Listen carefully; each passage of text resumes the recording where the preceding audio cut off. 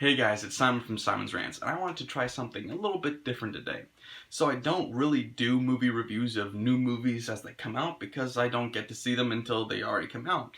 And by the time I actually see them, it's usually a week or two after they've come out, and then by the time I film and edit, that's another week, and nobody cares anymore. So I just wanted to try an unedited, unscripted, off the top of my head video where I just kind of talk about the movies. So I want to talk specifically today about The Disaster Artist because I just saw it tonight and I enjoyed it a lot, so I want to talk about it a little bit. So if you don't know what The Disaster Artist is, it's a movie based off of the book of the same name, which was written about the making of The Room. Now if you don't know what The Room is, it is the greatest movie of all time. It has been heralded as the Citizen Kane of bad movies because it's just amazing. Like, every choice that is made it makes you wonder what thought process went into making it, because it's hard to make a movie this bad. Like, it takes talent almost to make a movie this bad. I've seen a lot of terrible movies that are so entertaining because they're bad, but this one is honestly the most entertaining. It's one of my favorite movies of all time. I own it on DVD. I've seen it so many times. I just love everything about it because it's so bad. So The Disaster Artist attempts to try to give you a behind the scenes look into Tommy Wiseau's mind from the perspective of Greg Sestero, or whatever his name is. Sorry, I don't know off the top of my head. Who's friends with him and kind of worked with him and alongside him as they made this terrible, terrible movie. Now, I didn't actually read the book, but I know a lot about the story involved in the making of the movie, and I know a lot about the book because I have friends who have read it. So I can kind of critique it off that, but I'm kind of just going to give an overarching view of it as just a casual fan of both the original and the new movie. So there's a lot to like about this movie, but I'm kind of going to go over both positives and negatives about it. First positive is that it's just a lot of fun. It's as much fun to watch as The Room is almost. The acting in it is great. There's great chemistry throughout, and honestly my favorite portrayal was the flower lady, the shop lady, from the "Hi Doggy," seeing that woman. At the end of the movie, they showed that scene alongside the original scene, and she did it perfectly.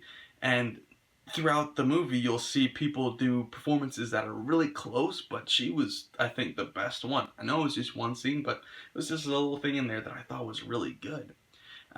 James Franco also, he has a good performance throughout it for the most part, but I've definitely heard better impressions of Tommy Wiseau. With James Franco's interpretation, I feel like he really latched on to the monotone part of Tommy Wiseau's performance, like the "I did not" that part. He got that part down, but when you really look at Tommy Wiseau's performance, there was a lot of highs in how he talked too. Like, you'd go high unexpectedly without you really knowing why. It was kind of out of nowhere, unexpected, and Franco kind of dropped that.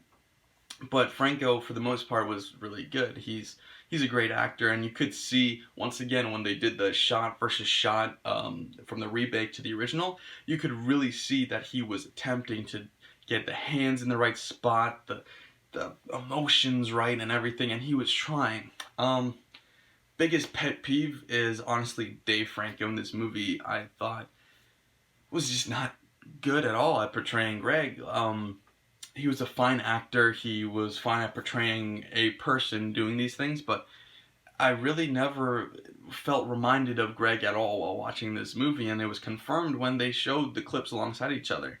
Like I said, with James Franco, you could see him doing the same mannerisms. You could see it with, I don't know her name, but the woman who played Lisa, and as well in the original as in The Disaster Artist, you could see her attempting to do the actions the same and even changing her laugh so the laugh was the same.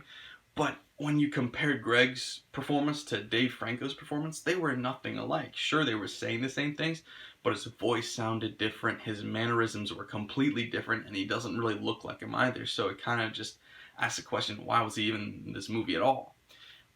So pretty much, I didn't really like him at all, but overall I thought the movie was really good.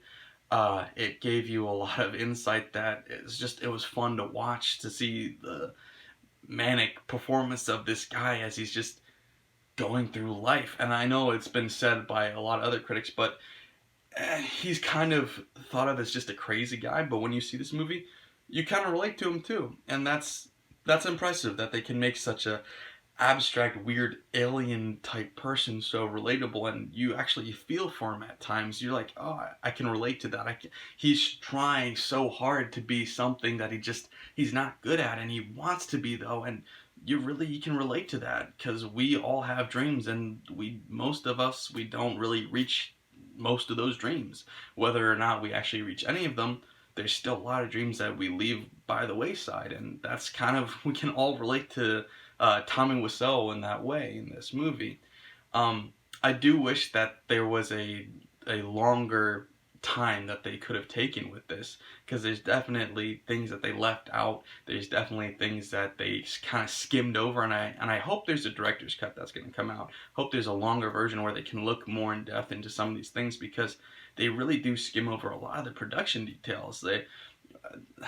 I hope you don't mind very tiny spoilers with the production, and if you do, don't watch this next part. But I mean, the crew, they're supposed to quit. There's supposed to be actors that leave.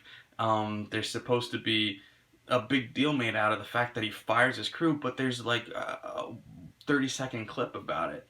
And they really skim over these things that I really wanted there to be more focus on. And the fact that Greg wasn't even the original guy who was supposed to play Mark. Like, he wasn't. They had somebody else playing that role, and then they brought in Greg because Greg didn't even want to play him originally, and then he finally convinced him to. So they kind of skimmed over a lot of things that I really would have liked them to focus on, but I get it. You can't fit everything into the movie. That's just impossible. So for the most part, I thought that pretty much everybody did a great job, with the exception of Dave Franco. Sorry, Dave Franco. With acting to the best of their ability, like the original person that they were basing their performance off, hitting their marks, saying their lines right, even just looking like them. The costume, the set design was all great. I know that I did complain about James Franco's performance a little bit, but for the most part, I mean, it was still really good. He managed to get the look down really well. I was impressed by that, and although his voice wasn't perfect, there was times that it was scarily accurate, so there's always that too. Um, yeah, so this is a new idea that I'm doing. I'm testing it out. The whole unedited thing is kind of scary to me. I know I talked fast, I said a lot of things. I hope that it's not terrible. I hope that you enjoyed that a little bit, and maybe in the future I'll do something similar to this. I don't know. Let me know what you guys think.